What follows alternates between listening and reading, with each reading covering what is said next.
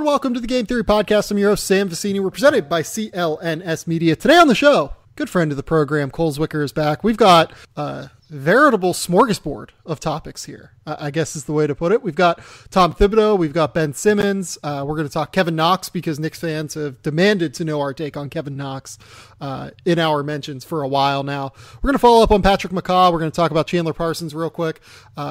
Jordan Poole and Brandon Clarke are on our list as well. We might talk a little bit of draft stuff, but we have such an NBA heavy slate here of things to talk about that I think it'll be more focused on that. But Cole, how are you doing? I know that the Seahawks lost this weekend. That's a tough one, but let me know. I mean, just what are you thinking right now? I'm a little low on offensive coordinators right now. I mean, when you have an outstanding quarterback and somehow you run the ball every single time on first down, it just gets a little overwhelming. But I'm probably still doing a little bit better than Bears fans, even though we're all in the same boat right now. Yeah, I mean, it's the Brian Schottenheimer stuff was tough. Having said that, I was on Seahawks plus 2.5. So the fact that Sebastian Janikowski got hurt and they were forced into going for 2 twice really saved my ass. I went like 5-1 or 6-1 or something in NFL betting this weekend, and then went. I think I was probably 5 games under 500. No, because I ended up plus this weekend, maybe like 3 games under 500 in college basketball. So it was just like a very bizarre weekend for me. And then last night we had A Star Is Born somehow lose to Bohemian Rhapsody at the Golden Globes, which is like a genuinely not good movie. Like I liked A Star Is Born. I really liked it. I thought it was very good.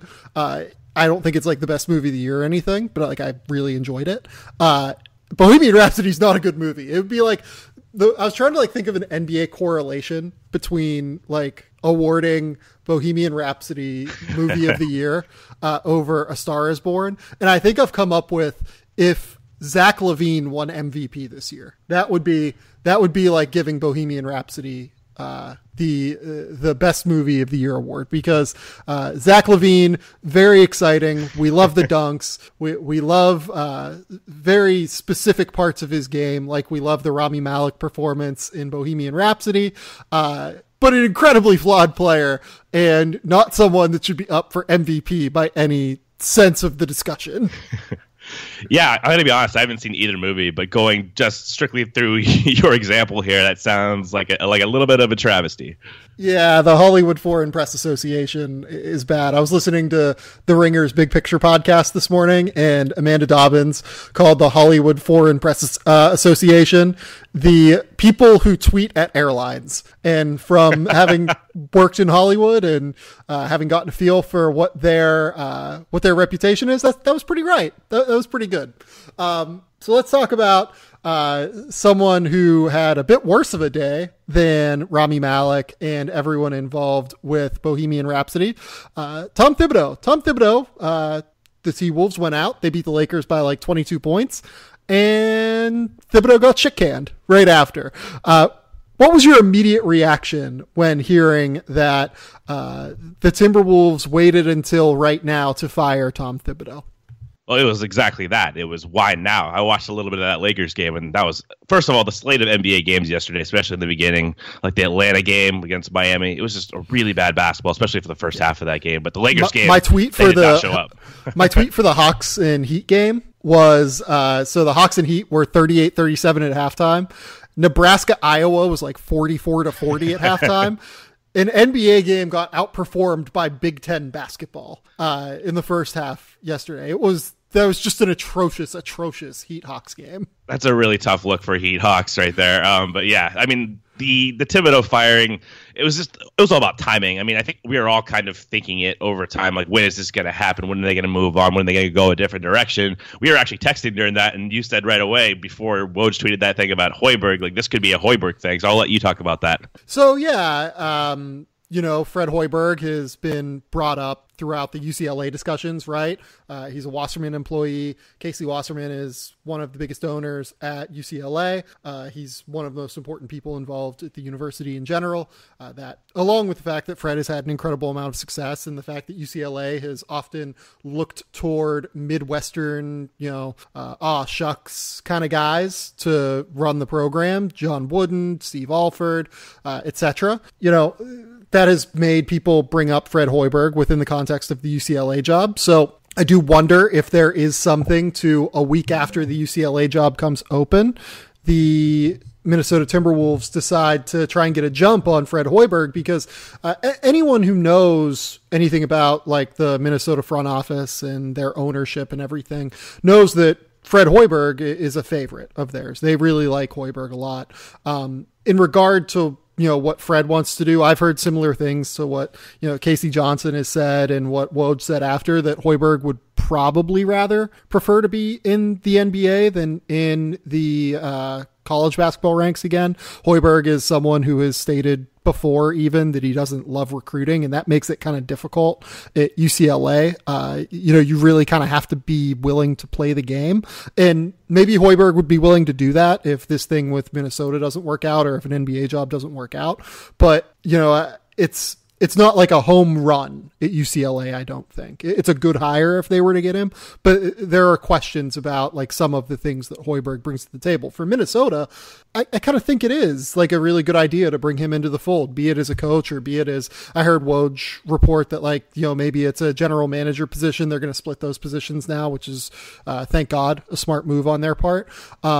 It's an interesting dynamic in a lot of ways in regard to what Hoiberg is going to do. But yeah, my initial thought, just kind of knowing everything that I've heard around the basketball world, was that Hoiberg makes sense with Minnesota in a way that he might not make sense necessarily at UCLA, or maybe it makes a little bit more sense at Minnesota with the Timberwolves. Yeah, we've seen what he's done a little bit with Lauri Markkanen in more of an offensive geared system, and you can see building an offense around Karl Anthony Towns, which is something that obviously Thibs failed to do with all the shot attempts. We've talked about that in the past. Like, Towns would pop up as like fourth or fifth on the team in shot attempts. You just have to build around him as the focal part of your offense. So that part makes sense to me for sure. The timing, again, is a little weird. The Timberwolves 2 games out of the 8th spot in the playoffs, 5-5 over the last 10.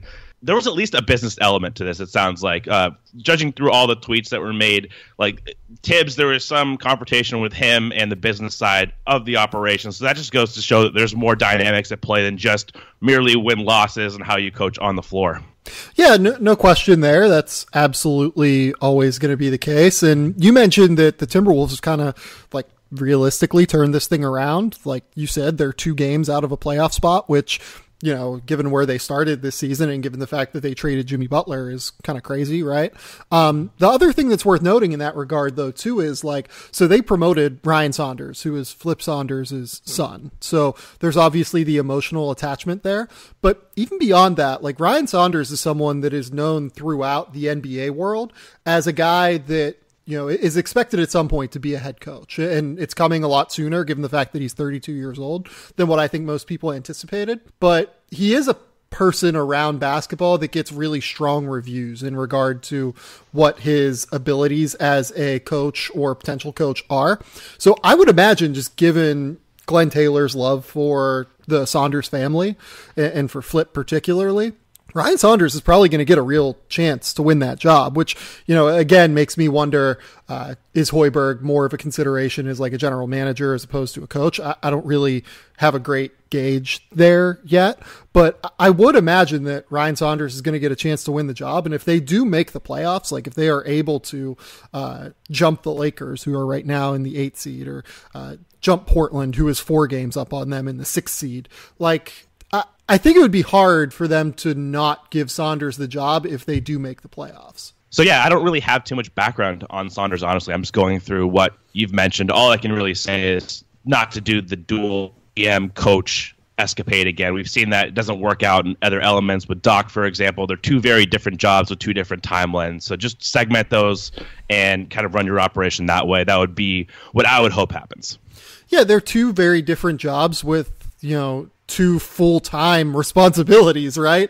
Like, it is hard to prep yourself as a head coach while you're also trying to, run the basketball operations side, and you're hopefully taking trade calls, and you're hopefully, trying to scour the free agency market, trying to learn as much as you can about the G League, like prepping for game night in, night out, and doing all of that scouting for potential player acquisition. It's too much for one person to do, in my opinion. Yeah, 100%. I mean, there's two full-time jobs. Just have one guy do the coach role, and that's a different timeline. Most coaches, most players, as much as you'd like to see idealistically a lot of fans, tank, push everything to the long term. Most teams, they compete every night. They're going to try to put their best players on the floor. They're going to try to win games. And the front office has a different timeline. You have to put the organization in perspective and look, 5 years down the line. So they're not the same job. So let's just kind of put a bow on the Thibodeau era of, Timberbulls and, all of the decisions he made as a GM, all of the decisions he made as a coach. I don't think he was particularly good at either job. Maybe it was because they were split and his time was split, and he couldn't really exceed expectations at either job. I know that he's the guy that got them back to the playoffs last year, but Tom Thibodeau is a defensive coach, first and foremost. He will be yelling ice, ice until he goes to his grave. And Minnesota's defense was never good under Tom Thibodeau. And in fact, we've seen them get better, I guess, over the course of the time since they acquired Robert Covington and, I guess Dario, ever since they got rid of Jimmy Butler essentially for Robert Covington. But they still aren't even in the top half of defensive rating in the NBA right now. If you look at last season, defense was unquestionably the biggest problem. They finished 27th in defensive rating. The year before, they finished 27th in defensive rating. It's hard for me to line up Tom Thibodeau being good at his job or doing a good job, not necessarily being good at his job, because Tom Thibodeau is a very smart basketball person, but Tom Thibodeau doing a good job with Minnesota when the thing that he is known for being good at was so problematic, and in fact was the biggest problem for the Minnesota Timberwolves during this era. Yeah, and it's not like their personnel was outstanding again. Towns hasn't really evolved into a plus defender. Andrew Wiggins isn't either. But the idea behind Thibodeau is that he could develop these guys, and he could develop those elements of their game, and they could become two-way players. And it just hasn't really happened that way. They've done some interesting stuff in the draft, like this past year taking Josh Okogie at number 20, I thought was pretty smart. Keita Bates-Diop, I thought was a value play. So they've done some nice things. But overall, you brought Thibodeau in to develop these guys, especially defensively. And I think what he's going to be remembered for is playing these guys, again, too many minutes, a lot of them into fourth quarters, and then the shot attempts with Karl-Anthony Towns. You have guys like Derrick Rose, Jamal Crawford in the past who would take far more shots than Towns, and I just think that's going to be kind of how this is remembered. Yeah, I think so too, and the fact that the defense didn't really work out. Did any of, I guess here's a question, do you think any of the free agency stuff worked out? Signing Gorgui Dieng wasn't a free agent, but signing Gorgui Dieng to that massive extension is not necessarily something that seems great at this moment. The Taj Gibson deal, you signed Taj to try and solidify the defense more than anything, and Taj has been a trooper and has done what Taj does, I guess, but he didn't. Maybe he helped Karl-Anthony Towns. Maybe Karl-Anthony Towns would be even worse defensively right now if Taj wasn't around. But he didn't get Towns to that next step by imparting some knowledge. The Jimmy Butler trade, they end up essentially trading, let's say, Chris Dunn, Zach LaVine, and Lauri Markkanen for a year of Jimmy Butler to get them back to an 8th seed in the playoffs and, essentially getting swept out of the playoffs. For then Robert Covington and Dario Saric, right? That's not a deal that you typically make, right? This is not something that has been valuable for them. And the Jeff Teague move, is Jeff Teague better than Tyus Jones? I think there's a real valid question there as to whether or not he is. Or has Jeff Teague been better than what Derrick Rose has brought them over the course of the last year? Realistically, given that Derek has been a much improved player from what we could have possibly expected. It just seems like everything has kind of gone wrong for the Tom Thibodeau era. Yeah, and I think the trade is the most defensible. Just looking at it at the time and not in retrospect. Like, I'm always going to try to trade for a top 10 player. So, I mean, maybe they definitely had more access to background information. They knew about Jimmy Butler, of course, via Thibs. So maybe they should have known that this wasn't going to turn out, and like Butler wouldn't have been a good fit next to Towns and Wiggins from just an approach standpoint. But overall, yeah, I mean, the Teague signings, meh. I mean, like, that comes out to it was between him and like George Hill, for example. George Hill hasn't been great either, so they were going to spend that offseason. They just didn't do it optimally. But at the time, I didn't really hate the moves. I mean, the Taj Gibson move at the time, it just kind of felt like a culture move, and like, we need this guy for defense. Not necessarily a great fit via floor spacing around Towns. Nothing's really worked out, though. I think that's kind of the bottom line. At least they were able to trade Butler for someone like Covington, who I'm really, really high on. I think he's a great piece, both for their culture now and moving forward, one of the best team defenders in the league.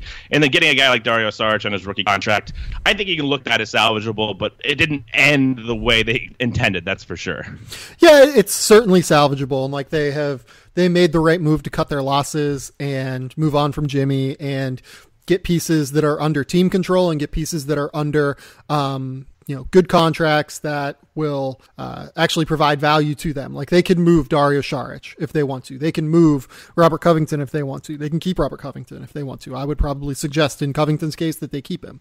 But it just ended up being a scenario where I don't think that they're any closer. Like, they spun their wheels essentially for 3 years with Tom Thibodeau. Like, they're not any closer to competing for a title, despite the presence of a Karl Towns that is averaging, in a down season right now for many people, 22 points, 12 rebounds, 3 assists on 50% from the field, 38% from 3, and 83% from the line. Like, Karl Towns is just an absolute franchise player in every way, in my opinion, regardless of what the concerns are with the defense still. And you're still not any closer to getting the most out of that franchise player. Yeah, and that's just the cold reality of the situation, is that it does kind of feel like a little bit of lost time, and you didn't really get the development from Towns defensively so far, but he's a monster on offense, and I think that whoever is hired as the coach and, the GM, the goal has to be, we have to optimize this guy on the offensive end for sure.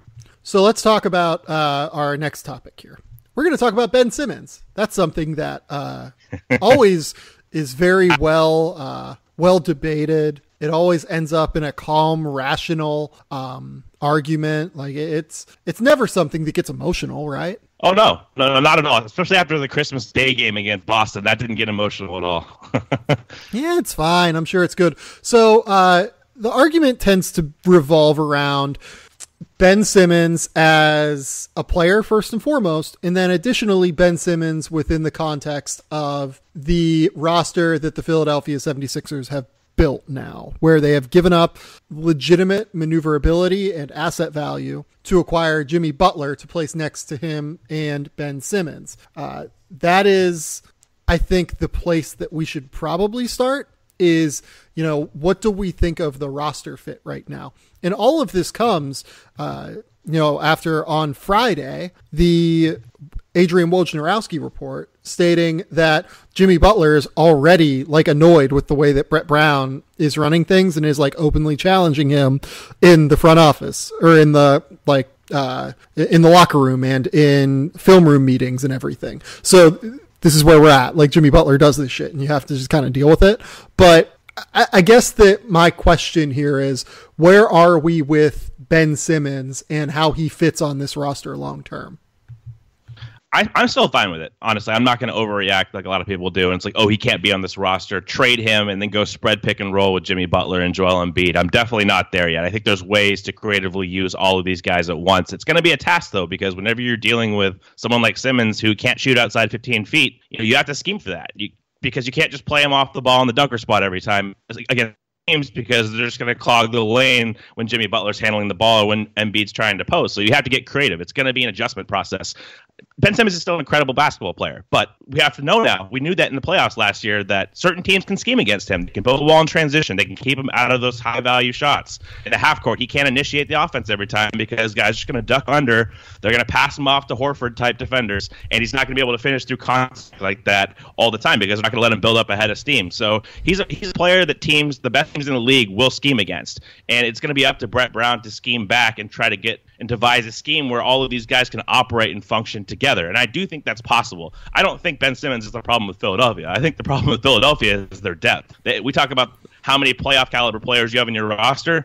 They don't have that many. They don't have the depth. They can't compete depth-wise with the Bucks, the Raptors, the Celtics. And I think that is the problem. And I think Ben Simmons is kind of being blamed a little bit for that casualty and the fact that they just don't have enough guys that can go against these elite teams. So, yeah, I think that is the biggest source of consternation right now, right? Like the fact that Philadelphia just doesn't have enough dudes. Like, straight up. They are playing Jonah Bolden. Like real minutes right now. And they are playing Landry Shamet, who has been like a trooper this year and has tried really hard and has been better even than what I think I anticipated at least.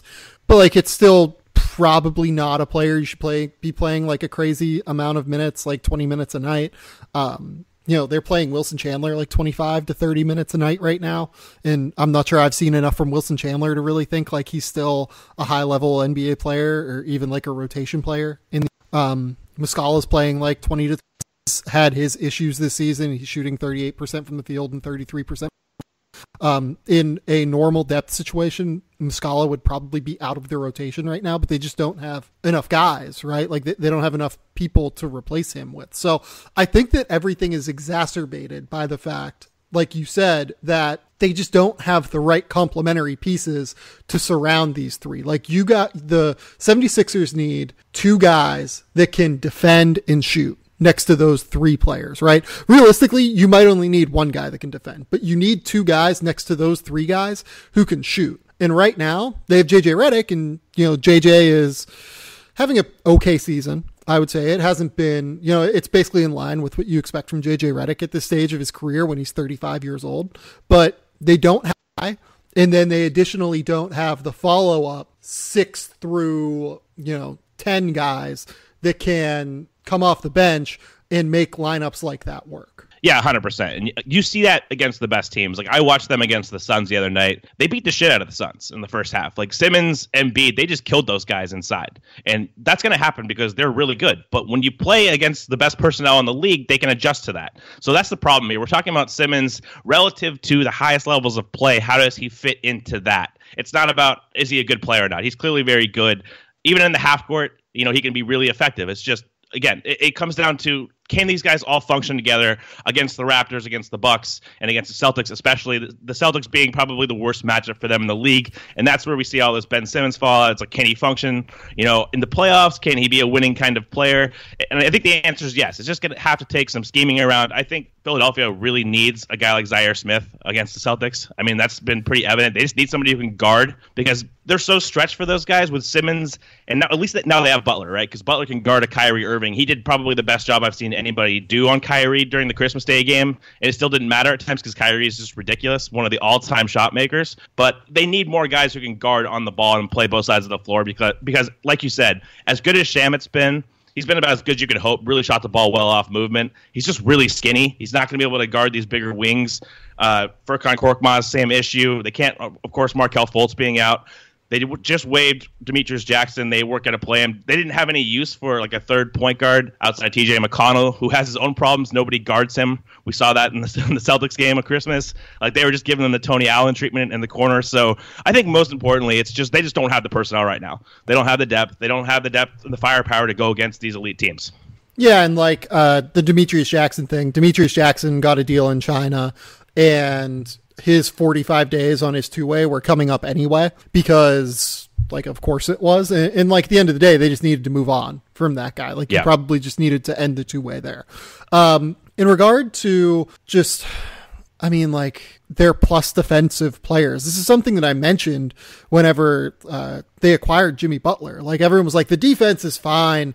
They have, like, the best defensive trio of stars in the league that you can have. Like, you have a really great team defender in Ben Simmons. You have a great on-ball defender in Jimmy Butler, and you have a legit defensive player of the year in Joel Embiid.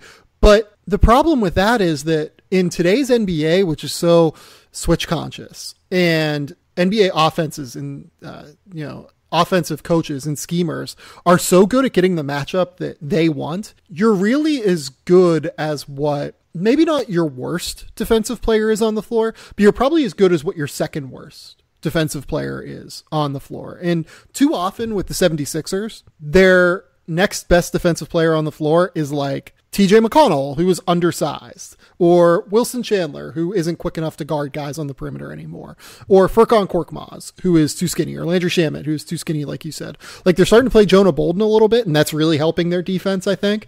But Jonah is also shooting like 10% from three or something, and just isn't a valuable offensive player. So you take that away on that end. So like, it's just really, really hard to build a like top 5-ish, which is what they need with this roster, NBA defense, when you really only have like 3 or 4 good defenders. Yeah, totally agree. And against a lot of regular season teams, again, it works just because you're not going to have teams that can really exploit JJ Redick or their 5th defender, whether that be Landry Shamet. They can probably get away with playing those guys against a lot of them. But if you're looking at what matters for this team, why they made the Jimmy Butler trade, it's to win in the playoffs. And they're going to get exploited.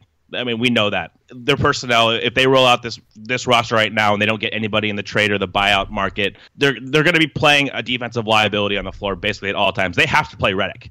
They need him offensively because he runs all these two-man actions with Simmons and with Embiid. They absolutely need his offense because he's the best offensive player outside of their best players.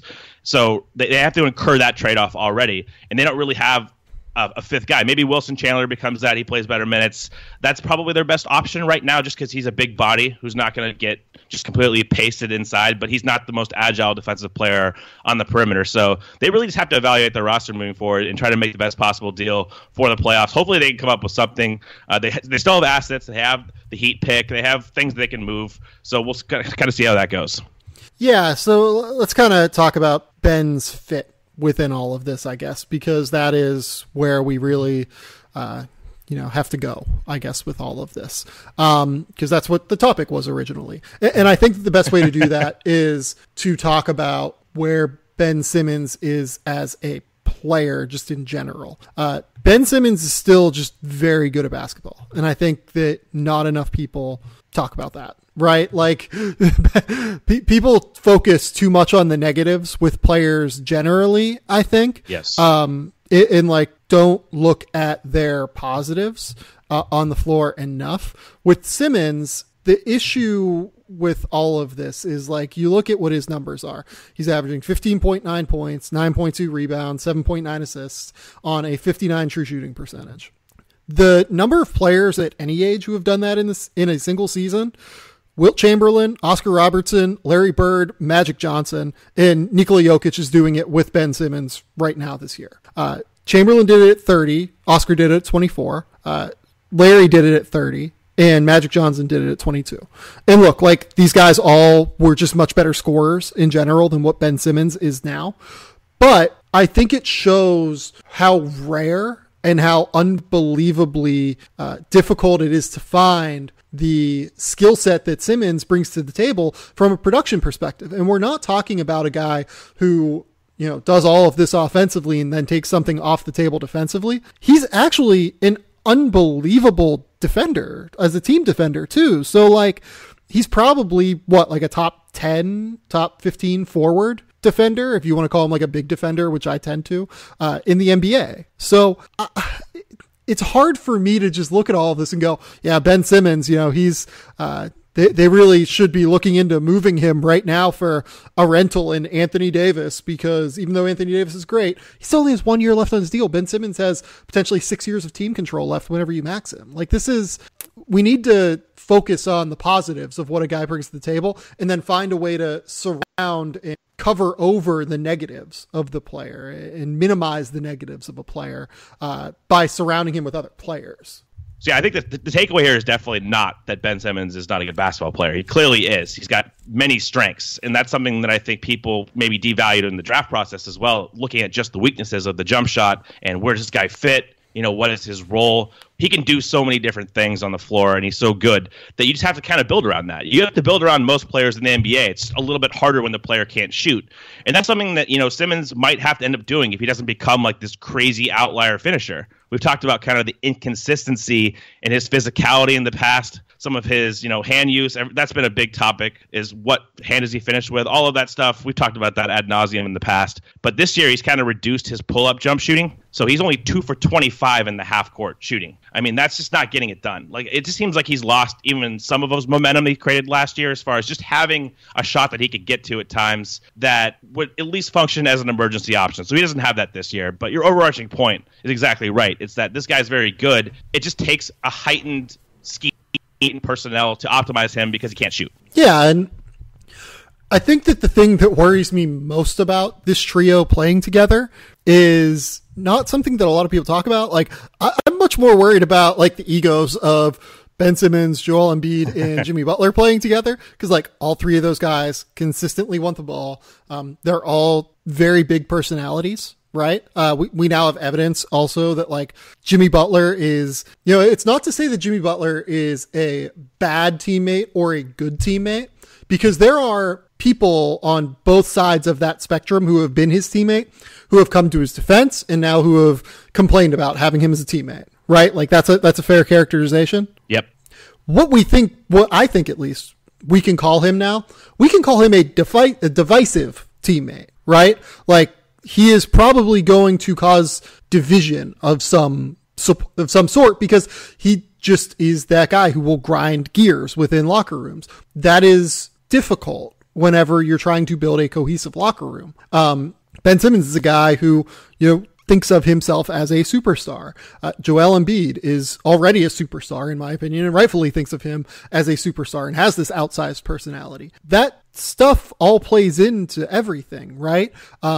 And the fact that like Jimmy Butler is already like calling out Brett Brown in film rooms and stuff like that is concerning to me, I guess, even more than the fit on the floor is, because like I assume that Elton Brand and Brett Brown, honestly, given the fact that he's playing a pretty big role in all of this in terms of player acquisition, like I assume that they're going to figure all of that out. I just kind of do. Like, they're good enough at all of this to, or I guess we don't really have the evidence of this, but like I assume that given how smart their front offices as a whole, because they do have smart people that work there, that they'll be able to figure out the on-court side of things. To me, where all of this could blow up is like off the floor with the personalities they have in play. Yeah, definitely. 100% personalities is going to be big here. Of course, anything with Jimmy Butler interacting with young players now is going to be something of note. I think you even see it reflect on the floor, though, as far as how they're used. Like, maybe at the end of the games, like, the best option to utilize all of these guys is to run a pick and roll with Jimmy Butler and Ben Simmons and space Joel Embiid out to the corner for three. So you give Simmons all this room to roll. So if they switch, then you have Butler who can attack off the dribble. You can have Simmons who can post up and pass out to these guys. But that goes into all of the ego. This Embiid want to be the guy who just kicks to the corner. You know what I mean? And not be the focal point as far as him being in the pick and roll, him being in the post, and utilizes the primary option. So I think that's how you can see it manifest on the floor. But that's another vehicle they can use, because they can utilize, we've talked about Simmons in the past as the screener. That is an option, especially down the stretch of games. They're not going to do that all game, of course. They're not going to just put Embiid to the corner. But when they need a basket against the Boston types and they're scheming against them a certain way, maybe they go to something like that if Embiid is cooperative with it. Yeah, we'll see how that all plays out, I guess is the best way to put it, because we don't have enough information to really go crazy on it yet. Like there's just not enough to like really discuss yet on this. We'll figure it out as they get into the playoffs and they get into higher stress situations. But one thing that stress causes is hair loss, and 66% of men lose their hair by the age of 35. The thing is, though, that when you notice hair loss, it's really too late already. If that hairline is slowly starting to creep backward and you start to have bald spots, how are you going to feel a year from now whenever your hair is gone? Like, look, I'm dealing with this right now. My hair, it's slowly but surely going away. The solution is 4hims.com, a one-stop shop for hair loss, skincare, and sexual wellness for men. Thanks to science, baldness can be optional. Hims connects you with real doctors and medical-grade solutions to treat hair loss. These are well-known generic equivalents to name-brand prescriptions to help you keep your hair.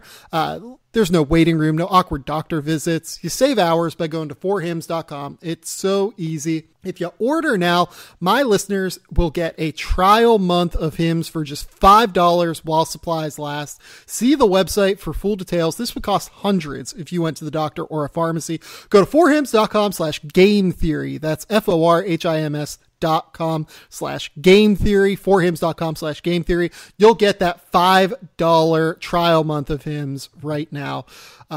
Cole, let's move on. Let's talk about Kevin Knox, because Knicks fans are already getting on us, because when we did our rookie discussion thing, we just didn't mention Kevin Knox. And it wasn't I didn't mean it personally, at least. This is a slight to Kevin Knox. I'm sure you didn't either. It's just I wasn't really watching the Knicks a ton at that point. I don't enjoy watching the Knicks this year. I will just say that. I was watching a little bit for Emmanuel Mudiay, but I wasn't zoning in on Kevin Knox. And look, you'll say yeah, you're a national NBA person. Yeah, but look, it's hard to keep up with all of that and then additionally do what I do with college basketball. So I didn't mean it as an oversight. I just genuinely did not watch Kevin Knox for, I guess, a month, we'll say, or probably more a month and a half, I will be honest and say. I've watched Alonzo Trier and enjoyed the Alonzo Trier experience. I've watched Emmanuel Mudiay and broken him down, and within that saw some glimpses of what Kevin Knox was doing. But at the end of the day, I'm just not going to talk about people on the podcast that I don't know enough about to talk about, right? Cole, I imagine you kind of feel similarly. Yeah, and Kevin Knox didn't even start the season healthy. That's another thing, is I watched a lot of NBA before college kicked up just to get a baseline for these guys, and he wasn't playing at that time.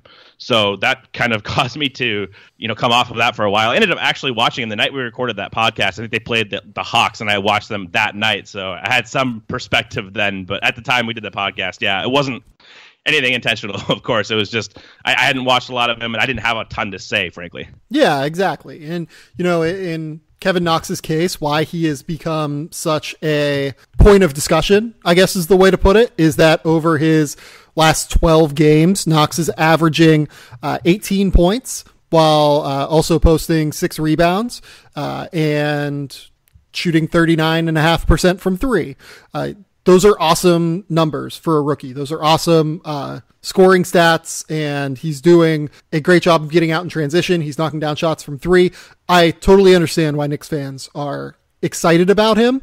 I think you and I are a little bit less excited.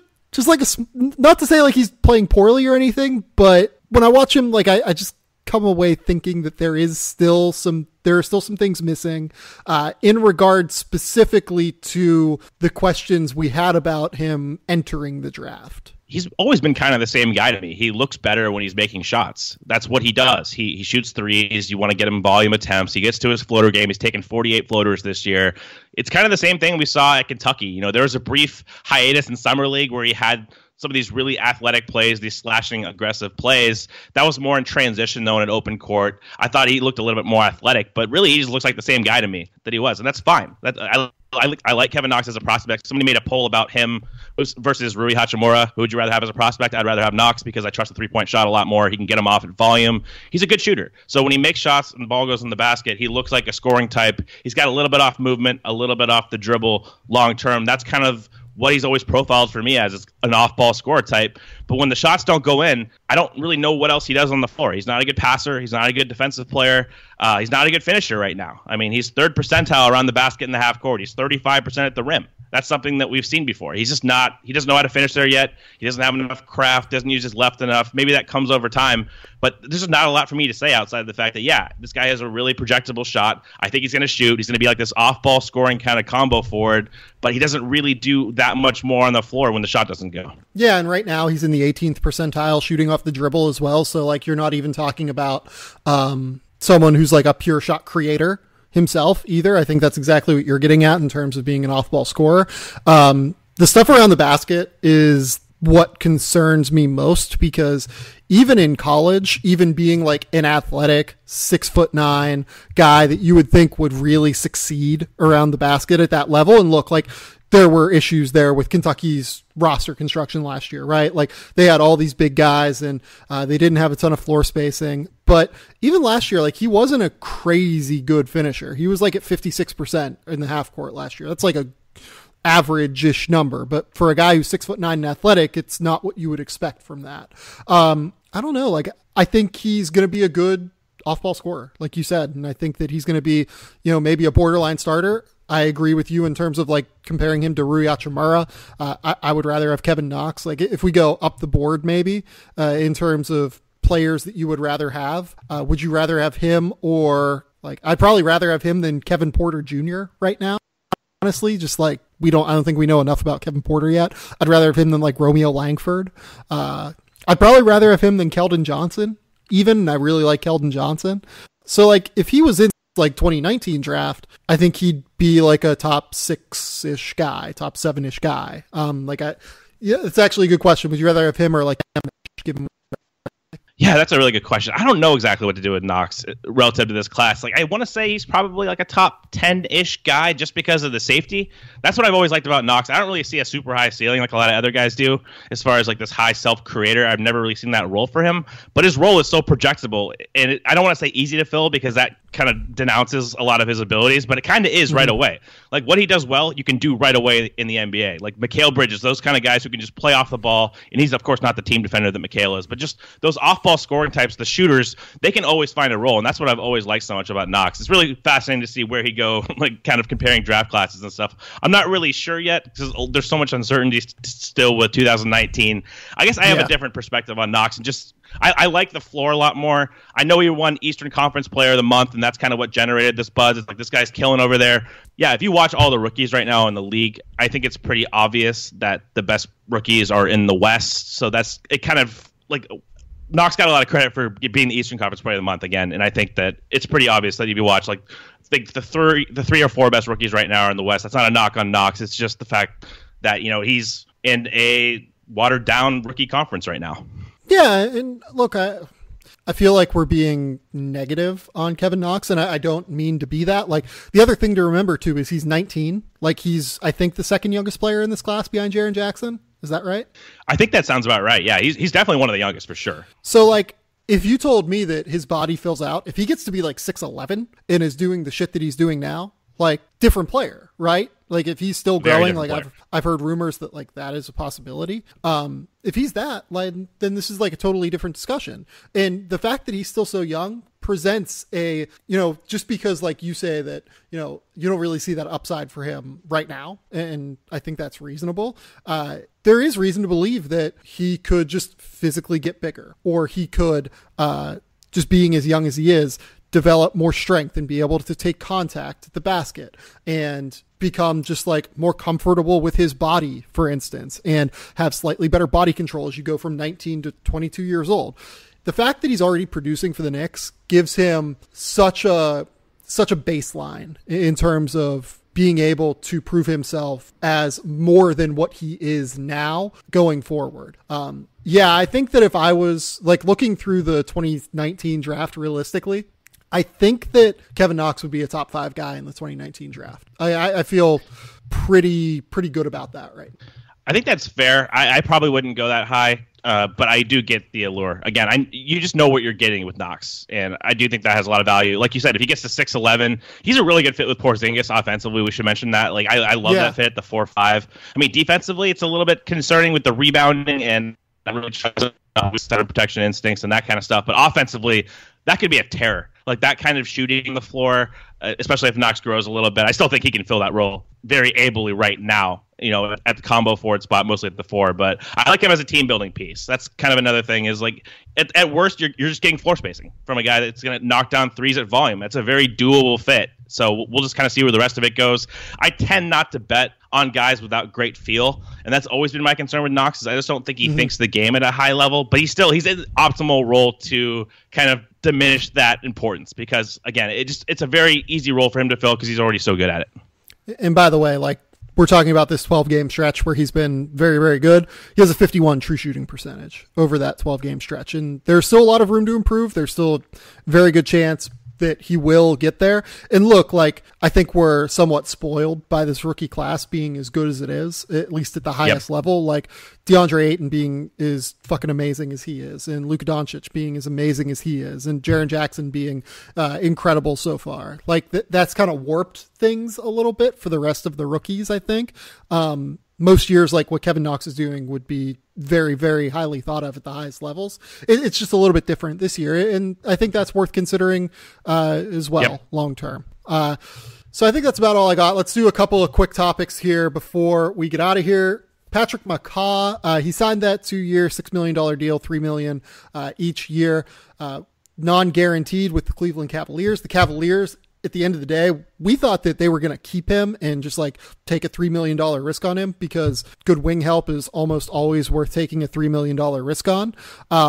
They ended up waiving him. They're interested in signing him back, it looks like, but it is just interesting that essentially what has happened here is the Cavs just like doing Bill Duffy a favor by getting him out of the Warriors restricted free agency issue. And that's exactly what happened. Clearly, I mean, they jacked up the offer just to disincentivize the Warriors from matching, and then waived, of course, with the thought process of why should we pay a player $3 million a year when we could have him for the minimum? I think that's exactly what happened here. It was a favor to the agent. Yeah, I think that is, and also like I think part of it is they probably got Dan Gilbert to go along with it just to like throw a dart at the Warriors, be like, yeah, screw you guys.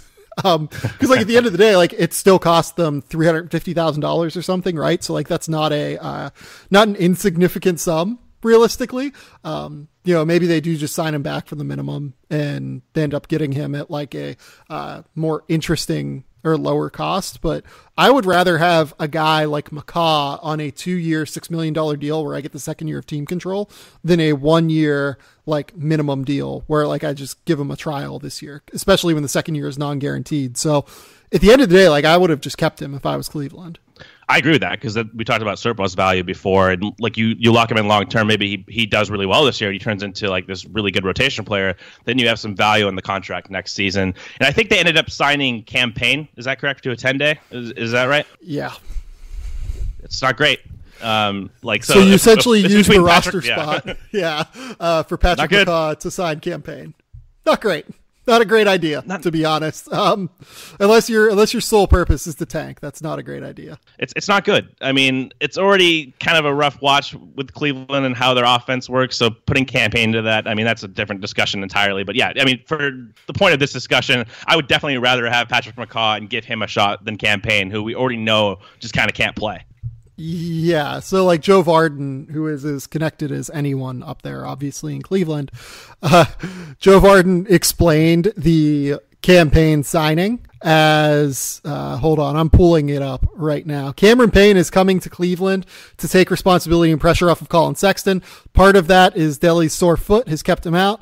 How this all looks, we'll soon see. When Larry Drew wanted to bench Sexton Saturday, he literally had no point guards to play instead. So like, apparently they just think they need a warm body who can handle point guard responsibilities. I think I would just like let Rodney Hood play point guard than Campaign. Like that's where we're at. And I think that like Rodney Hood is dealing with like his own like little Achilles issue, right? Like there's something up there, but like that to compare to where I'm at with like Rodney Hood, like and with Cameron Payne, like that's what I would do. I would rather just play like Campaign at point. I would rather play Alec Burks at point as the backup. I'd rather play Jordan Clarkson as the backup point guard. Just do that instead. I mean, they should be thinking about long-term getting players on their roster that will be there and not like a short-term fill just because I just don't think that makes any sense. If worst comes to worst, just play Sexton, 40 minutes a game. I don't see the harm in that. And then give the rest of the point guard minutes to, like you said, other ancillary guys like Clarkson. We know, I mean, the Bulls aren't cutting Campaign if he's good. I'm going to give the Bulls some credit here just because their point guard situation has been pretty dire. Like, Dunn has played much better of late, but it's not like those guys don't need a point guard. I mean, they're playing Arcidiacono, Shaquille Harrison. Like, they need guys. So if they're cutting this guy, that's kind of a red flag. Would you rather play Jaron Blossom game at point guard or Cameron Payne? Literally, you could say anybody in the league, and I'd probably say them over Campaign at this point. Like, I can't watch any more Campaign, man. The fact that the Cavaliers are going to run out with Sexton and Campaign, and I'm not going to kill Sexton, he's a rookie, but like that's a pretty rough watch for Cavs fans. Yeah, I'm sorry, guys. The Chandler Parsons era in Memphis has, I don't know if it's officially come to a close yet, but it certainly is going to come to a close.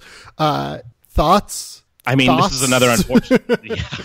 It's an unfortunate one it's just going to be remembered for his contract. Really, that's it. It's really unfortunate, and I don't have a lot of inside information on how things went down, the relationship, but obviously it got to a point where it's pretty contentious as far as between the two parties, Parsons and ownership and whatnot. It's just unfortunate. I at the time, I didn't really like the contract, of course, because we knew about the medical history. We knew about his past teams not really being interested in investing that long term. So I do think it was a risky play by Memphis, and it definitely didn't pay off. clearly. It was a risky play. I actually liked it at the time because I thought that it, kind of stated their desire to move forward into the modern game. They were getting rid of the grit and grind, and they were moving into a modern offensive scheme centered around Parsons and Gasol and Michael Conley and like all of these interesting modern pieces, right? And at the end of the day, you ended up being correct. Chandler Parsons just couldn't stay healthy, and that ended up being that. This sucks for Chandler, and like it's great that Chandler got his money, and there's no way that anyone should really like go at Chandler for this. It's an organizational decision to give him this money, not like if you're offered $80 million to play in the NBA tomorrow, you're going to accept it, even though you're going to fail as like a layman out on the street. Like it just sucks that that's going to be what he's remembered for, I guess. Playing so poorly because like with Houston and Dallas, he was actually a really useful, valuable player.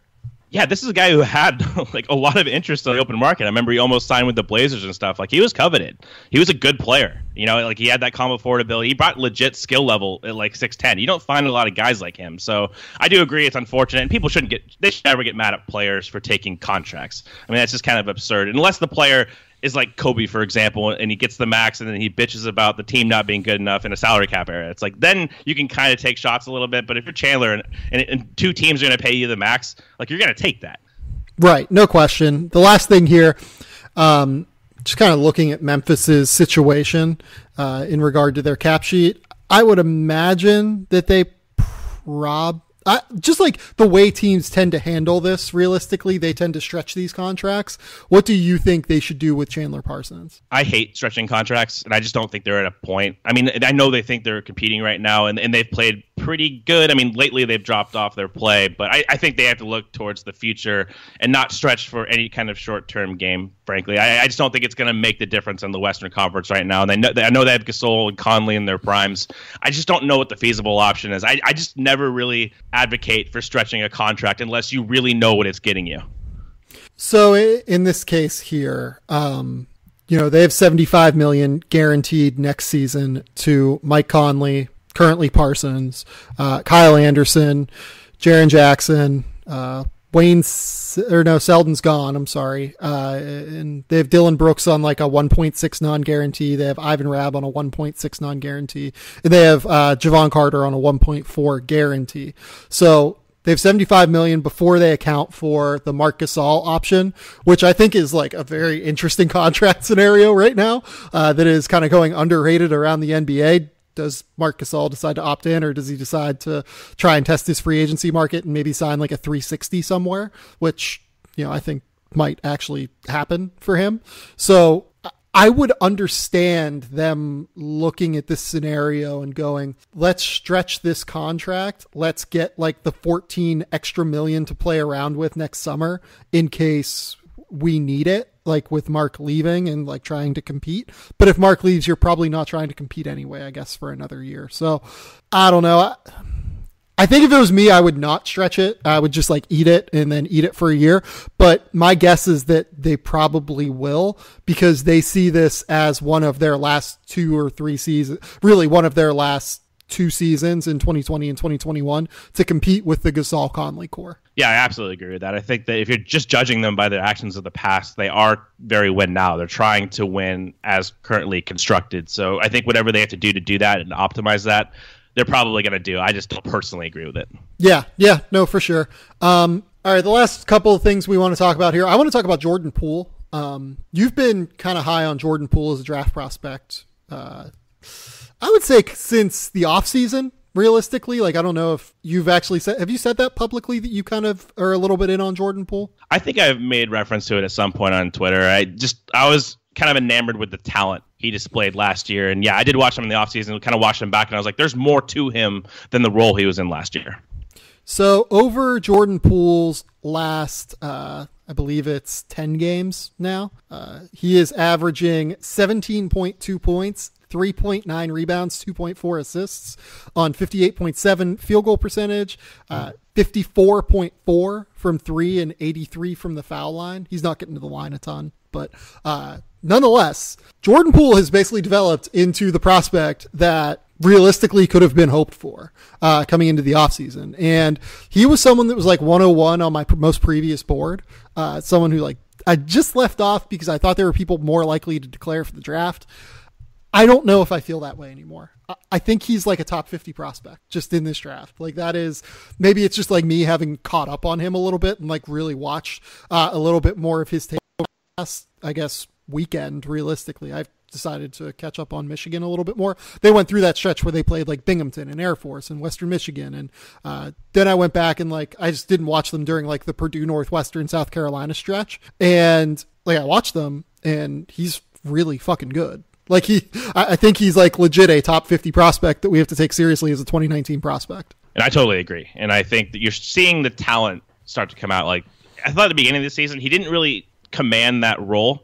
Like he was kind of passive. He wasn't as aggressive as a scorer, as a creator. You still saw the flashes of playmaking. I think he's one of the most underrated passers in the country. He actually has legit anticipation in pick and roll. Like I watched his possessions in synergy even last year. Like, he makes some passes and some reads that a lot of guys can't make. Of course, you look more at the shot profile. That is what he's known for. The shooting. During the beginning of the season, I thought he was a little bit too kind of catch and hold. Like he would catch and jab you a couple times, maybe take a step back, but ultimately he wasn't being decisive.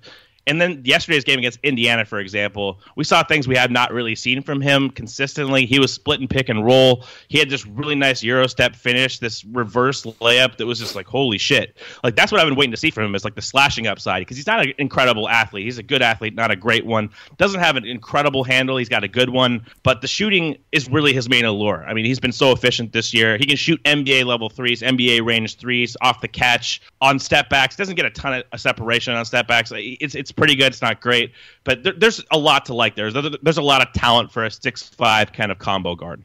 So the question that I've gotten a little bit more recently is who is the best prospect on Michigan? They have Brazdeikis, who is interesting as like a combo forward who can step out and shoot as like a catch and shoot advantage scorer. They have Poole, who's just this awesome offensive creator. And then the guy that I've had highest, I guess throughout the whole season up until now where I'm questioning it, is Charles Matthews, who is one of the best wing defenders in the draft. And I don't know if he can shoot is the problem, but I might be willing to just take the chance. Like he's a top 40 guy in this draft to me. With Jordan Poole, I'm starting to think he's their best prospect. Like I think I'm at the stage where I'm pretty comfortable saying that Jordan Poole is Michigan's best prospect. And I would probably say he's going to enter my top 40 or so prospects now. It's fair. Honestly, it's so fascinating with those guys just because they're so different. Like, if shooting touch, he might be like a top 10 prospect for me. Like, that guy is elite on defense. He's got the best movement skills in the draft for wings by far. Yes, he can really move his feet, man. Elite level movement. Pretty unprecedented for me. I was taken aback yesterday watching some of that. Like, his ability to move in space is spectacular, but he can't shoot. How valuable is the package, right? And I think Brazdeikis, we talked about him on the last podcast. I think he's kind of safe. He's really polished, good off-ball scorer, can shoot off the catch.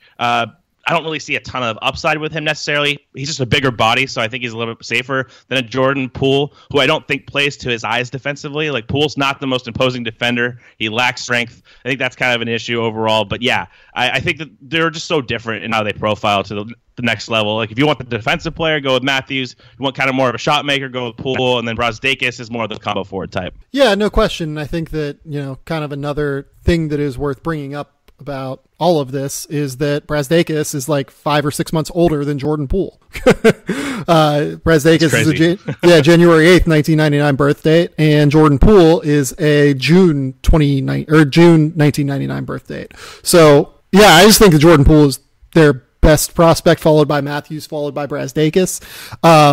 Yeah, he's someone that I wanted to talk about because I actually just really, really like his game right now. And look, he's in the middle of a hot streak, and like, this might seem overreactionary to like a 10-game stretch, but I kind of don't think it is given what we've seen just like from his overall talent level. I just think the tape kind of backs it up, frankly. It's not so much just looking at a small stat sample. It's like he's really playing well. You can see him just kind of coming into his own. He's developing. He's a younger player, like you noted, so he's going to make progressions. And there's just a lot of untapped talent there. You could see that last year. Like in the stints that he was actually allowed to create and he wasn't just this off-ball kind of shooter type, he was pretty effective. I would like him a lot more if I really believed in the defense. I think that's something I just don't really.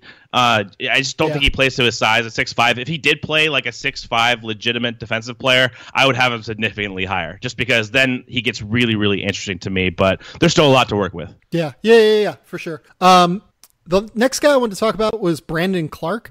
I just find Brandon Clarke's like archetype very interesting. And I was having a discussion with Ben Rosales, who writes about the Lakers and is in law school more than anything. Like, I've followed him for a long time. He's a really, really smart Laker fan. And he mentioned like, I can't believe that Brandon Clarke is not thought of as anything more than like a guy in the 20s in this draft class. And I understand that to an extent. If you look at his defensive profile, he's a really, really good weak side shot blocker. Super smart at going straight up and down. I wrote about Clarke recently. You should go read it at The Athletic. I think it was like the beginning of December or so.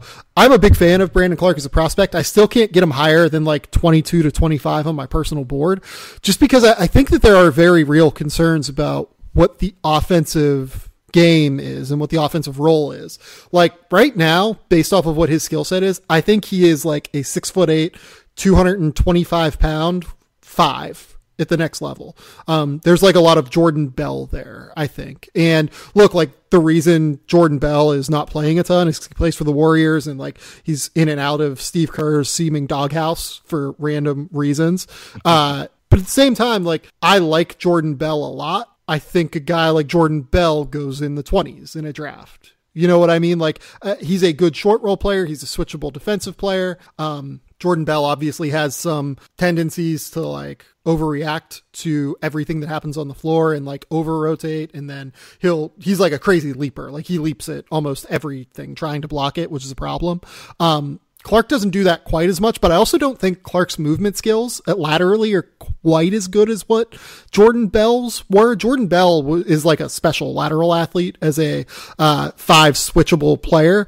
I think Clarke is good. I don't know that he's quite as good as what Bell was. I think that might be fair. I went back and watched Clarke because that's what I was looking for as the lateral agility, to see how versatile he was defensively. And I was actually kind of surprised. Honestly, he moved better than I thought he did. He had more twitch than I initially thought based on the games I watched. My issues with him defensively are more to the physical tools. It's the strength and it's the lack of imposing length. I think those two things really limit you as a perimeter defender. But as far as movement ability, I think he stuck with guys much better than I anticipated. So I'm definitely going to watch more of him as the season progresses. But I definitely get the argument for sure. I do think he's a little bit underrated as far as his ball handling. Not anything great. Like he doesn't have a pull-up game clearly. But like he can attack closeouts. Like he can actually handle the ball, and his spin move is awesome. He has skill with the ball in his hands, actually, I think. Exactly. And I think we've seen some flashes of passing. More of that was at San Jose State, I think, than Gonzaga, but you still see it. Like you see the skill level. It all comes down to the shot. If we're talking about somebody who can shoot, then we start getting into is he a 4 conversation, and that becomes a lot more amenable, I think, to a lot of different teams, draft guys. Yeah. And I think for him, I wrote about. Good. If Brandon Clarke can shoot, he's like a top 10 pick. Exactly. And I think that's what I'm getting at here. Is like that I have him as a lottery guy because I kind of believe in the touch. We talked about this in the past podcast. I wrote a piece about this recently for the Stepien. Like just looking at his floater touch over time, even at San Jose State, when his mechanics were broken, he had that kind of shot put release. Like his touch was really good. He had a ton of finished runners. He's shown that this year as well. If you believe in that, like I think that he's an inefficiency in the draft because I think maybe off the catch over time he can get there. We've seen that, and his mechanics now aren't very good. They're pretty rigid, but they're a lot better than what they were. So the guy with his work ethic and touch, if you really think that's possible to develop, I think that he becomes easily a lottery guy for me. Yeah, it's tough just because he's 22 and our shot sample of him statistically is still what it is, right? Like he is not a guy that is just realistically at this stage a shooter, right? The floater touch is something you and I talked about 2 podcasts ago, and I think it's just something that like we kind of threw off the wall and thought it was kind of interesting. And I think it is really interesting. The fact that he does have really good touch around the basket, the fact that he can shoot it a little bit from like mid-range-ish areas is interesting to me. He's an unbelievable finisher at the basket. He's so explosive. He has great body control. It's not just dunks. Like, he can maneuver around guys in midair because his hang time is so good and his body control combination is so good. He's a very real NBA prospect. It's just like, if you think he is even if he ends up being like a 32% 3-point shooter, which is a significant step up from where he is now. Would you agree with that? Yes. Like, he's still probably more of a guy you want at the 5. It's possible. Yeah, I agree. I think there's enough skill level and enough defensive versatility where you can play him at the 4. I do think that he has that in his range of outcomes. It just comes down to, I'm not saying because he has touch, he's going to shoot, and he's been great on floaters. It's just something we have to entertain in the analysis process. Just bringing it up, unearthing it. It's not like this guy's a total non-shooter who might never shoot, right? He has terrible touch, and he has broken mechanics. It's like he has fixed the mechanics enough to where maybe it could happen in time. But like you noted, we are dealing with an older prospect. So the chances historically, of course, if you were to bet on him shooting, you probably wouldn't, just based on precedent and what we know about the drafts. But I do think there's outcomes where he does. And if he does, I think that he's going to be a huge, huge, huge steal. Yeah, it's very difficult to project that. I think just long term, you're just kind of trusting that this guy is going to work his ass off, and there's reason to believe that. Like, I full on believe, after talking to people around him, after talking to him, he's a super, super smart kid, and he's like an extraordinary worker. There's a real chance of that happening. Like, and for teams like the Knicks, who already have Porzingis, and for teams like the Timberwolves, who have Karl Towns, like, if you took him at like 15 or so, like right around the lottery, which is what you're saying, I totally get that. Like, I think that's actually a really, really interesting fit. It's all situational. So many prospects in this class are situational. He is one of the most situational prospects. Yes, 100%. And I think it's hard with him just because I feel like if you do buy him shooting, which is hard, but let's say you do and you're really optimistic about the work ethic and the touch, like, you're going to rank him higher. Just because if you really believe in it, you got to kind of go all in some respects. But if you don't believe it, I could see having him, 20s, late 20s or whatnot. I think that's much more feasible. It's hard to kind of juggle the two, right? And I feel like 15, 16, kind of maybe the late teens is kind of sitting on the fence. It's like, when do I assume the risk of this guy shooting or not? Because it's not a great bet, but it might be the upside in this class is good enough to take the dice roll on. So it's just something we can consider, is the fact that, there is some cause for optimism. This guy has qualities that could translate to NBA 3, I think, solely off the catch. I'm not talking about anything off movement, anything off the dribble, really. It's just basically we're talking about a catch and shoot guy, but that allows him to play the 4 in more lineups, and that makes him more versatile, and that makes him a much more alluring player. The last guy I want to talk about is Cam Reddish. I don't know what to do with Cam Reddish right now. He was just a disaster against Clemson. He went 1 for 8 from the field in 16 minutes and turned the ball over 6 times. He had 4 turnovers, like, before the first TV timeout, it felt like, against Clemson. He struggled against Texas Tech. He's been really, really bad basically since the start of December, realistically. I still just have his situation is so fascinating, so convoluted, just playing out of position for the college level, in my opinion, and doing things that he's never really been asked to do before at Duke, that I don't know what to think of him. But at the end of the day, we're not really getting much production out of Cam Reddish right now.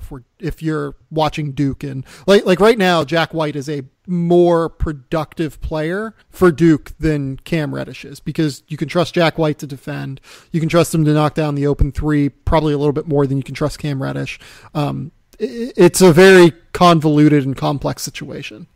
Yeah, and I actually think that he should be crushing his current situation. I know it's different going from being the guy with the ball all the time to not, but this is kind of the role that I see him playing at the next level. I don't think he's like this primary creator type. I think this is the problem a lot of people made with Ingram.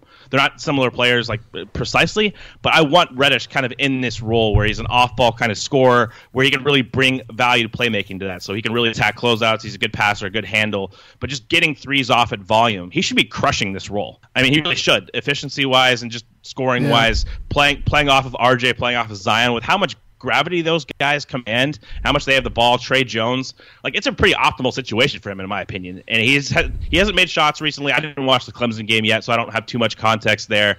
But for me, overall, I kind of just view this as maybe, I don't know how good of a shooter he is, but if you buy him as a shooter, his fit in the NBA is still so easy to me. I'm just kind of worried that teams are going to make the mistake of, oh, this guy's like this incredibly high upside guy, this dynamic scorer on the ball. When he doesn't have the first step, he's been bad finishing around the rim, at least getting there. Like, we see the flashes as far as, I think his stats are actually okay when he gets there. They're not great, but he's not explosive. I think that's pretty clear. So you can still project him based on his current role. Like, I think there's a lot of overlap between what we're seeing now and what we're going to see ideally at the next level. He's just not playing well right now.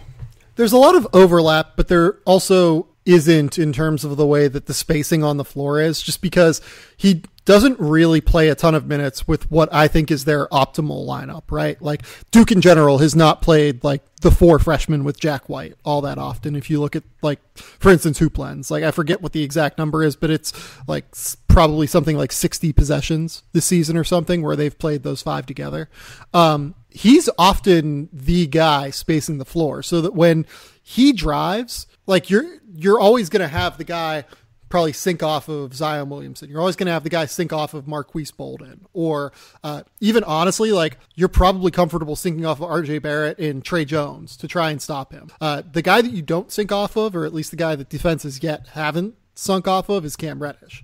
So as a finisher and scorer, it's not an optimal situation, but I agree with you that he should be performing much better in this situation than he is right now, because it just hasn't been even valuable at all. Like, he's like getting benched regularly by Coach K. Like, he should be playing at least 30 minutes a night. He should be playing good defense within a team concept, which for the most part he's been pretty okay at. He should not be turning the ball over 6 times in any game, realistically, by trying to do too much. He should not be shooting 1 of 8 from the field. And like, over the last 5 games and over the last 6 games, like, it's been too common. It's been too much of an issue. Because if you look at those last 5 games, he's played an average of 23 minutes a night. He's shooting 22% from the field and is averaging 7.2 points and 4 turnovers a night. Like, those are not the numbers of like a top 5 pick. Like, we can kind of split hairs and be like, yeah, guys go through bad 5-game stretches, but like, I don't know if I've ever seen a top 5 pick go through that bad of a 5-game stretch. Yeah.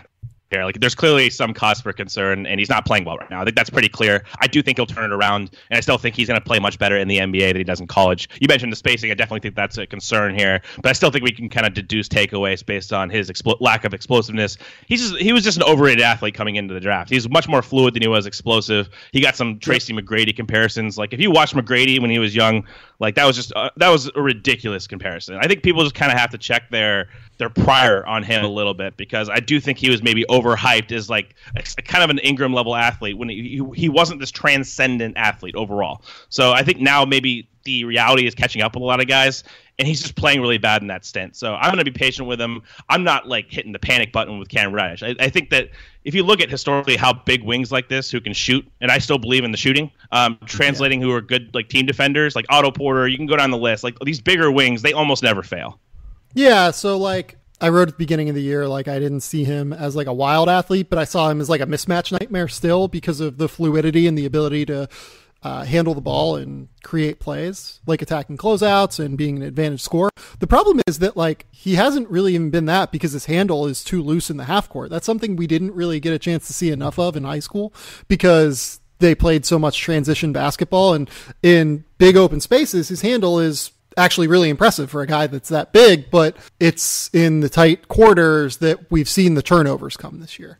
Yeah, 100%. And I think he's missed some passing reads for sure. Ben Rubin, again, for the site, pointed this out, kind of dribbles with his head down sometimes.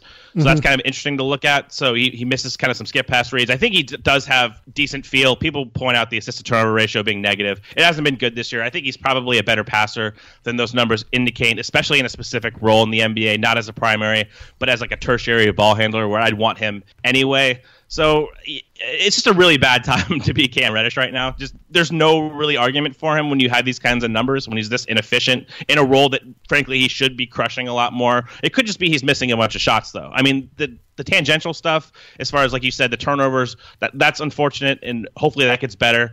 But he looks a lot better right now if he's hitting 4 threes a game. You know what I mean? Right, and like I tracked 12 games of his in the preseason for like his scouting report before he got to Duke. He was 47 assists versus 14 turnovers. So like 3-3 assists to turnover before he got to Duke. Now at Duke, where there's less spacing and just kind of a more difficult scheme fit realistically, in something that he's never done before, a role he's never played before, we've seen the assist to turnover drop substantially. Part of me is willing to just kind of let that go. Like, we have a 13 game sample of him being bad with this. We have a 12 game sample of him being good with it.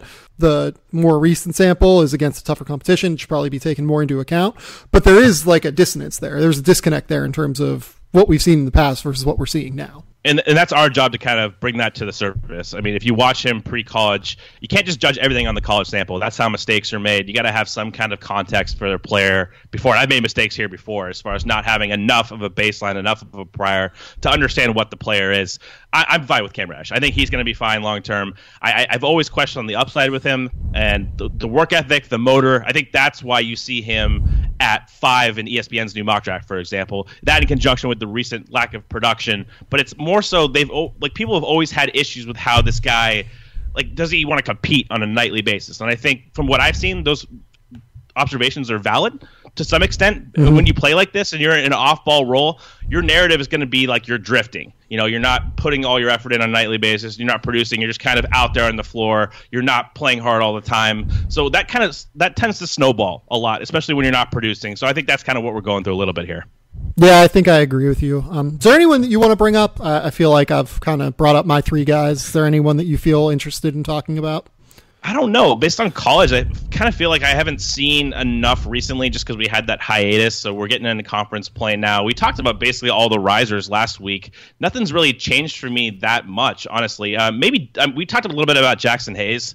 That's someone who I think we're going to continue to see work his way up boards. I think he's the number 1 center in the class pretty easily, just based on what I've seen. So I think ESPN, again, had him 14 to the Pelicans today. I think there's a chance that he goes to the Hawks' second first-round pick. So right now that's at number 10. I think he can get up to that level. Had a couple people tell me that he can get up to Washington around the 6 mark. I think that's getting a little bit too high. I might have him there at the end of the year, but right now, like, I just look at a guy who has foundational athleticism, physical tools, movement skills, great hands.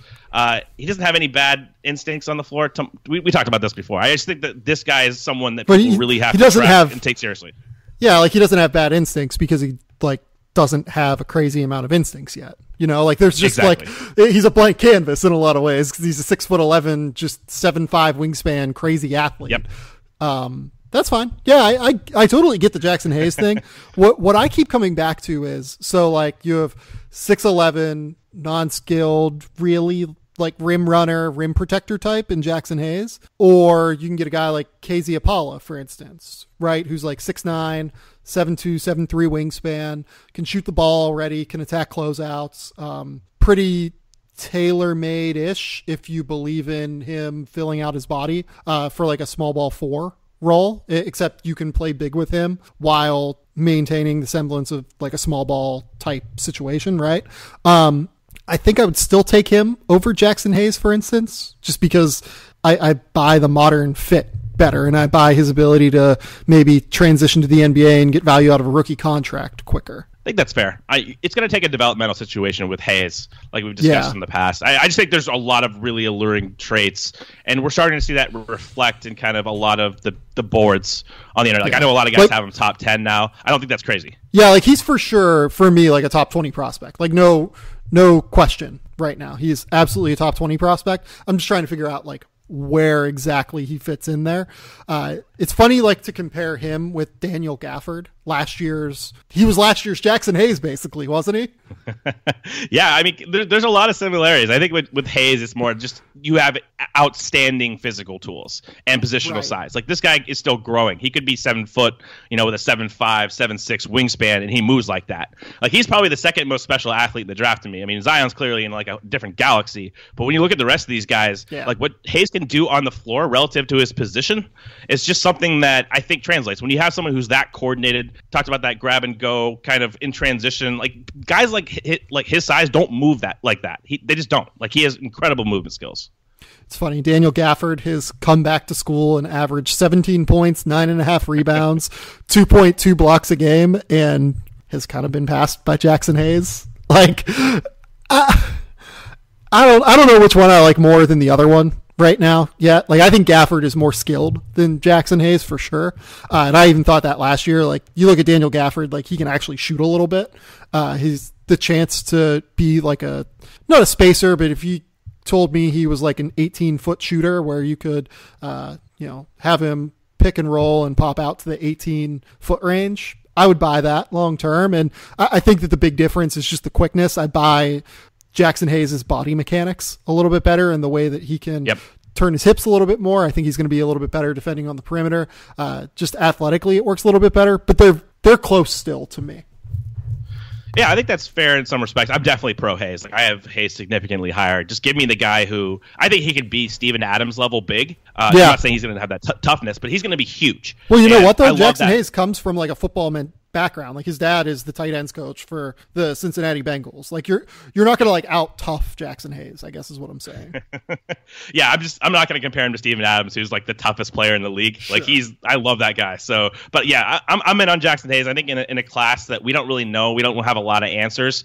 I might just swing for the upside there as far as a guy who just, has positional size, meets all the benchmarks for athleticism. Maybe he improves. He's kind of a late bloomer, so maybe we see some progression in the skill. So I would not be surprised, again, if we saw him get his name called in the top 10 on draft night. I think that it's going to continue to rise. Yeah. I'm going to try and write on Jaxson Hayes coming up here because, like I said, like I think he's definitely one and done if he wants to be. He's definitely like a top 20 guy. On my updated board, which will come out like in a couple weeks now. I'm going to give it a little bit of time to breathe, but like he'll be a top 20 guy on my board. Yeah, I'm going to write about him, I think, this week as well, just kind of putting all these thoughts into form. One other guy really quick on Arkansas, because you brought up Gafford. What do you think about Isaiah Joe? I knew you were going to bring up Isaiah Joe. He's fascinating, isn't he? He's just a chucker. I love it. I absolutely love that he is just shooting 8.3 threes per game right now. How many threes per 40 minutes? We're at 11.7 threes per 40 minutes, but he's making them at 45%, which is awesome. 38% from 2-point range right now. That's a problem. Pretty questionable on the defense still. He does a good job within their like super aggressive scheme, but I don't know how good he is at like actually reducing penetration yet. Like he gets into passing lanes and is good at like anticipating and creating transition opportunities. I don't really know if he can like drive off of closeouts yet even. Like he's only taking 2.6 2-point attempts per game. Definitely a 2020, 2021, maybe even 2022 prospect, but someone who has caught my eye and is very interesting. Yeah, I actually saw him when they played Indiana against Romeo at the beginning of the season, and it's one of the only times I ever get to a prospect before it becomes like more widespread, just because there's so many guys now that find these guys even in the summer. So I was like, I saw him shoot the ball and I was like, holy shit, this is a guy. So I was like, I tweeted that. I was like, Arkansas has something here long term. So I haven't watched a ton of him recently, but just someone to keep on the radar. It's just somebody who can really shoot it. Like if he can do anything else on the floor as far as functionally, if he can like run a pick and roll, if he can pass, dribble, play any kind of defense. I know the frame's not like it's pretty slight. 6'5", 167 pounds. He's listed at. God, I wish he was like 190, man. So bad. This guy just. I love this kid. He's shooting everything. He's got great range. His mechanics are incredible. Yeah, he's just someone to keep on the radar. Yeah. You bring up a great point about like guys like always just finding these dudes, right? It just drives me crazy when they're like, oh yeah, like I found X player. I found Y player. I'm like, no, the guys who cover like 11th grade basketball and 10th grade basketball. Like Evan Daniels knows about like players before I know about them, like almost unquestionably every time. Right. Like John Morant might be like an exception to the rule, but you're almost never going to be the first guy to find things. At the end of the day, the way that the draft season and the draft process works is you just have to be right on June 22nd or whatever the date is. Yes, that is my methodology. I don't even try to get to some of these guys. It's like, screw it. Like somebody else already has done it. I'm just going to take my time and get to it when I do. I lied. One more prospect really quick just to get your thoughts on, because I love this kid. Wait. I have up a page that I wanted to ask you about. I want to see if it's the right guy, if it's the same guy. Hit me. Jalen Pickett? No, it was not going to be him, but I actually tagged him as a multi-year guy. That's Jaxson Hayes guy. He's been on that from day one as far as so that's I've not even watched him play yet, so I got to get to him. He's really interesting if he can shoot it. I'm still not super sure on the shot yet, but he can really pass it, and he has great scoring instincts. He's very clearly like under recruited, for sure. He's like 6'4", has an interesting pull up game. In the way that he gets to his pull up, whether or not he's efficient enough as a scorer yet, I have questions, but he's averaging 7.3 assists a game, 15 points. He's a very interesting, instinctive player. Interesting. Yeah. He's gotten great reports from people I trust, so I'm definitely going to check him out. This is one of my favorite players in the country, though. The freshman. I don't know how much you've seen of him, but Josh LeBlanc from Georgetown. What do you think about him? Oh, I want to bring up a favorite of this podcast. Mike Levin reached out to me on Saturday after watching Georgetown and was like, is like Josh LeBlanc a guy? And I'm like, honestly, I haven't watched enough Georgetown yet to like know for sure, but I've now had like 4 people reach out to me about him. He's on my list. I haven't watched a ton of him, so I'm just going to give you the floor. He's so goddamn fun. Obviously, I don't even know how to pronounce his name correctly, but man, the guy is I don't know to either, watch on the floor. To be honest. Okay. He has a killer motor. Like, it's one of those motors where it's like a Siakam level motor. He's not the athlete as Siakam is, but like his instincts are great. He's really good as far as making rotations. He just plays his ass off. You know, he's got a little bit of a slender frame. He's more of a 5 in skill definitely right now, but really smart. His instincts pop off the page, and he just finishes plays on a level that most freshmen don't. Like, I think I saw him within the first 2 weeks, and I was like, holy shit, who the hell is this guy? And I've been watching him more since because I love it so much. So the stat profile, just looking at it, and again, and the scouting profile that you just described, sounds like Jalen McDaniels, kind of? Yes, kind of similar like that, but he plays harder, like even harder than McDaniels does. Okay. Jalen McDaniels plays hard. I like this now. I'm excited. I'm going to watch him this week at some point, probably, I will say. Yeah, I'm very curious on your thoughts there. He's just really fun. I don't know what he is at the NBA level yet. There's going to be some development physically. We'll see if he can develop a jump shot that's with any kind of consistency, but just someone to monitor as a multi-year guy. I just really like watching him play. He's listed like pretty heavy, isn't he? Like, I thought I remembered him being like, is he like 235 or something? Like, is he that heavy? He doesn't look like it. I have not checked his measurements. He doesn't look like he has that much girth. That was kind of one of my concerns. It's not a bad frame. It's just not something that really stands out, especially for a guy who's going to be kind of like a 4 or 5 tweener type. Okay. Yeah. I'm going to watch him. I'm excited. Cole, tell the people what you've got going on in your life. Tell them where they can find your work. As usual, on thestepien.com, have a ton of pieces this week coming up. Ben Rubin wrote a piece on Matisse Thybulle, Nickeil Alexander-Walker, so check those out. I'm going to write on Jaxson Hayes, like I noted early on the podcast. I'm not sure exactly how I'm going to go about doing that yet, but that'll probably be out by the end of the week, and continue to listen to this podcast. We'll be back later this week. I have something on Jarrett Culver coming on Tuesday. This podcast will come out on Tuesday morning, so you'll have that probably available for you by the time you listen to this podcast. Talk to Jarrett, great kid.